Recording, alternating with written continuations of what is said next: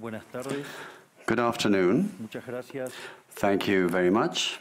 Hoy estoy acá Today, I'm here para decirles que Occidente to tell you está en that the peligro. Western world is in danger. Está en peligro porque And it aquellos que is supuestamente deben endangered defender because los those valores who de are Occidente supposed to have to se defend the encuentran values of the afectados West por una visión del are mundo co-opted by a conduce al vision of the world that en inexorably consecuencia, leads to a la socialism pobreza. and thereby to poverty. Lamentablemente, Unfortunately, en las últimas in décadas, recent decades, motivados por algunos deseos motivated pensantes de by querer some ayudar al well-meaning prójimo y otros por el deseo de individuals pertenecer a una willing casta to help privilegiada, others, and others motivated by the wish to belong to a privileged caste, the main leaders of the Western world have abandoned the model of freedom for different versions of what we call collectivism. We're here to tell you that collectivist experiments are never the solution to the problems that afflict the citizens of the world. Rather, they are the root cause. Do believe me, no one better placed than us, Argentines, to testify to these 2 points. When we adopted the model of freedom back in 1860, in 35 years we became a leading world power. And when we embraced collectivism over the course of the last 100 years, we saw how our citizens started to become systematically impoverished, and we dropped to spot number 140 globally. But before having the discussion, it would first be important for us to take a look at the data that demonstrate why free enterprise capitalism is not just the only possible system to end world poverty, but also that it's the only morally desirable system to achieve this. If we look at the history of economic progress, we can see how between the year 0 and the year 1800 approximately, world per capita GDP practically remained constant throughout the whole reference period. If you look at a graph of the evolution of economic growth throughout the history of humanity, you would see a hockey stick graph, an exponential function that remained constant for 90% of the time and which was exponentially triggered starting in the 19th century. The only exception to this history of stagnation was in the late 15th century with the discovery of the American continent. But for this exception, throughout the whole period between the year 0 and the year 1800, global per capita GDP stagnated. Now, it's not just that capitalism brought about an explosion in wealth from the moment it was adopted as an economic system. But also, if you look at the data, what you will see is that growth continues to accelerate throughout the whole period. And throughout the whole period between the year 0 and the year 1800, the per capita GDP growth rate remained stable at around 0.02% annually, so almost no growth. Starting in the 19th century, with the Industrial Revolution, the compound annual growth rate was 0.66%. And at that rate, in order to double per capita GDP, you would need some 107 years. Now, if you look at the period between the year 1900 and the year 1950, the growth rate accelerated to 1.66% a year. So you no longer need 107 years to double per capita GDP, but 66. And if you take the period between 1950 and the year 2000, you will see that the growth rate was 2.1%. Again, the CAGR, which would mean that in only 33 years we could double the world's per capita GDP. This trend, far from stopping, remains well alive today. If we take the period between the year 2000 and 2023, the growth rate again accelerated to 3% a year, which means that we could double world per capita GDP in just 23 years. That said, when you look at per capita GDP since the year 1800 and until today, what you will see is that after the Industrial Revolution, global per capita GDP multiplied by over 15 times, which meant a boom in growth that lifted 90% of the global population out of poverty. We should remember that by the year 1800, about 95% of the world's population lived in extreme poverty, and that figure dropped to 5% by the year 2020, prior to the pandemic. The conclusion is obvious. Far from being the cause of our problems, free trade capitalism as an economic system is the only instrument we have to end hunger, poverty, and extreme poverty across our planet. The empirical evidence is unquestionable. Therefore, since there is no doubt that free enterprise capitalism is superior in productive terms, the left-wing doxa has attacked capitalism, alleging matters of morality, saying, that's what the detractors claim, that it's unjust. They say that capitalism is evil because it's individualistic, and that collectivism is good because it's altruistic, of course, with the money of others. So they therefore advocate for social justice. But this concept, which in the developed world became fashionable in recent times, in my country has been a constant in political discourse for over 80 years. The problem is that social justice is not just, and it doesn't contribute either to the general well-being. Quite on the contrary, it's an intrinsically unfair idea because it's violent. It's unjust because the state is financed through tax, and taxes are collected coercively. Or can any one of us say that they voluntarily pay taxes? Which means that the state is financed through coercion, and that the higher the tax burden, the higher the coercion, and the lower the freedom. Those who promote social justice, the advocates, start with the idea that the whole economy is a pie that can be shared differently. But that pie is not a given. It's wealth that is generated in what Israel Kirzner, for instance, calls a market discovery process. If the goods or services offered by a business are not wanted, the business will fail unless it adapts to what the market is demanding. If they make a good quality product at an attractive price, they will do well and produce more. So the market is a discovery process in which the capitalists will find the right path as they move forward. But if the state punishes capitalists when they're successful and gets in the way of the discovery process, they will destroy their incentives, and the consequence is that they will produce less, the pie will be smaller, and this will harm society as a whole. Collectivism, by inhibiting these discovery processes and hindering the appropriation of discoveries, ends up binding the hands of entrepreneurs and prevents them from offering better goods and services at a better price. So how come that academia, international organizations, economic theory and politics demonize an economic system that has not only lifted out of extreme poverty 90% of the world's population, but has continued to do this faster and faster, and this is morally superior and just. Thanks to free trade capitalism, it is to be seen that the world is now living its best moment. Never in all of mankind's or humanity's history has there been a time of more prosperity than today. This is true for all. The world of today has more freedom, is rich, is more peaceful and prosperous. And this is particularly true for countries that have more freedom and have economic freedom and respect the property rights of individuals, because countries that have more freedom are 12 times richer than those that are repressed, and the lowest decile in terms of distribution in free countries are better off than 90% of the population of repressed countries, and poverty is 25 times lower, and extreme poverty is 50 times lower. And citizens in free countries live 25% longer than citizens in repressed countries. Now, what is it that we mean when we talk about libertarianism? And let me quote the words of the greatest authority on freedom in Argentina, Professor Alberto Venegas Lynch Jr., who says that libertarianism is the unrestricted respect for the life project of others, based on the principle of non-aggression, in defense of the right to life, liberty and property. Its fundamental institutions being private property, markets free from state intervention, free competition, the division of labor, and social cooperation, as part of which success is achieved only by serving others with goods of better quality or at a better price. In other words, capitalists Successful business people are social benefactors who, far from appropriating the wealth of others, contribute to the general well-being. Ultimately, a successful entrepreneur is a hero. And this is the model that we are advocating for the Argentina of the future, a model based on the fundamental principles of libertarianism, the defense of life, of freedom, and of property.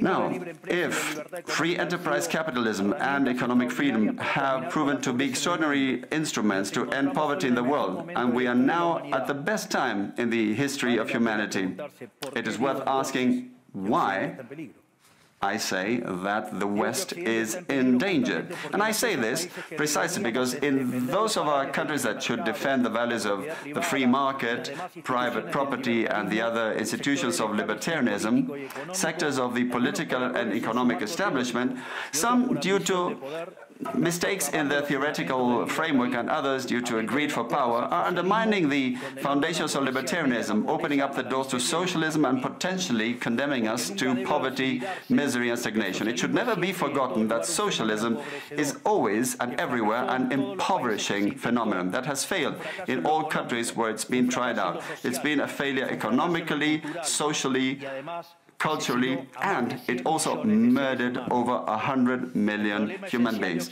The essential problem in the West today is not just that we need to come to grips with those who, even after the fall of the Berlin Wall and the overwhelming empirical evidence, continue to advocate for impoverishing socialism. But there's also our own leaders, thinkers, and academics who, relying on a misguided theoretical framework, undermine the fundamentals of the system that has given us the greatest expansion of wealth and prosperity in our history. The theoretical framework to which I refer is that of neoclassical economic theory, which designs a set of instruments that unwillingly, or without meaning to, ends up serving the intervention by the state, socialism, and social degradation. The problem with neoclassicals is that the model they fell in love with does not map reality, so they put down their mistakes to supposed market failures rather than reviewing the premises of the model. On the pretext of a supposed market failure, regulations are introduced which only create distortions in the price system, prevent economic calculus, and therefore also prevent saving, investment, and growth. This problem lies mainly in the fact that not even supposedly libertarian economists understand what the market is, because if they did understand, it would quickly be seen that it's impossible for there to be something along the lines of market failures. The market is not a mere graph describing a curve of supply and demand. The market is a mechanism for social cooperation where you voluntarily exchange ownership rights. Therefore, based on this definition, talking about a market failure is an oxymoron. There are no market failures. If transactions are voluntary, the only context in which there can be a market failure is if there is coercion. And the only one that is able to coerce generally is the state, which holds a monopoly on violence.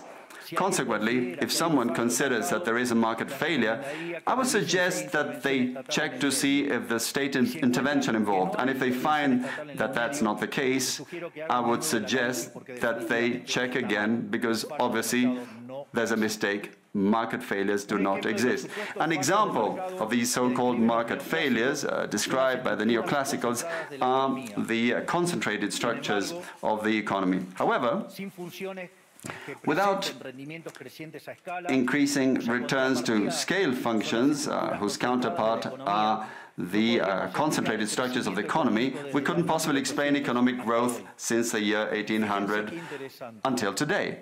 Isn't this interesting? Since the year 1800 onwards, with population multiplying by 8 or 9 times, per capita GDP grown by over 15 times. So there are growing returns, which took extreme poverty from 95% to 5%. However, the presence of growing returns involves concentrated structures. what we would call a monopoly. How come then that something that has generated so much well-being for the neoclassical theory is a market failure? Neoclassical economists think outside of the box. When the model fails, you shouldn't get angry with reality, but rather with the model and change it. The dilemma faced by the neoclassical model is that they say they wish to perfect the functioning of the market by attacking what they consider to be failures. But in so doing, they don't just open up the doors to socialism, but also go against economic growth. An example, regulating monopolies, destroying their profits and destroying growing returns automatically would destroy economic growth. In other words, whenever you want to correct a supposed market failure inexorably, as a result of not knowing what the market is, or as a result of having fallen in love with a failed model, you are opening up the doors to socialism and condemning people to poverty. However, faced with the theoretical demonstration that state intervention is harmful and the empirical evidence that it has failed couldn't have been otherwise, the solution to be proposed by collectivists is not greater freedom, but rather greater regulation, which creates a downward spiral of regulations until we're all poorer and the life of all of us depends on a bureaucrat sitting in a luxury office. Given the dismal failure of collectivist models and the undeniable advances in the free world, socialists were forced to change their agenda. They left behind the class struggle based on the economic system and replaced this with other supposed social conflicts which are just as harmful to life as a community and to economic growth. The first of these new battles was the ridiculous and unnatural fight between man and woman. Libertarianism already provides for equality of these sexes. The cornerstone of our creed says that all humans are created equal, that we all have the same unalienable rights granted by the Creator, including life, freedom, and ownership. All that this radical feminism agenda has led to is greater state intervention to hinder the economic process, giving a job to bureaucrats who have not contributed anything to society. Examples, ministries of women or international organizations devoted to promoting this agenda. Another conflict presented by socialists is that of humans against nature, claiming that we human beings damage the planet, which should be protected at all costs, even going as far as advocating for population control mechanisms or the bloody abortion agenda. Unfortunately, these harmful ideas have taken a strong hold in our society. Neo-Marxists have managed to co-opt the common sense of the Western world, and this they have achieved by appropriating the media, culture, universities, and also international organizations. The latter case is the most serious one, probably, because these are institutions that have enormous influence on political and economic decisions of the countries that make up the multilateral organizations. Fortunately, there's more and more of us who are daring to make our voices heard, because we see that if we don't truly and decisively fight against these ideas, the only possible fate is for us to have increasing levels of state regulation, socialism, poverty, and less freedom, and therefore will be having worse standards of living. The West has unfortunately already started to go along this path. I know to many it may sound ridiculous to suggest that the West has turned to socialism, but it's only ridiculous if you only limit yourself to the traditional economic definition of socialism, which says that it's an economic system where the state owns the means of production. This definition, in my view, should be updated in the light of current circumstances. Today, states don't need to directly control the means of production to control every aspect of the lives of individuals. With tools such as printing money debt, subsidies, controlling the interest rate, price controls and regulations to correct the so-called market failures. They can control the lives and fates of millions of individuals. This is how we come to the point where, by using different names or guises, a good deal of the generally accepted political offers in most Western countries are collectivist variants, whether they proclaim to be openly communists, fascists, Nazis, socialists, social democrats, national socialists, Democrat Christians, Christian Democrats, neo-Keynesians, progressive, populist, nationalists, or globalists.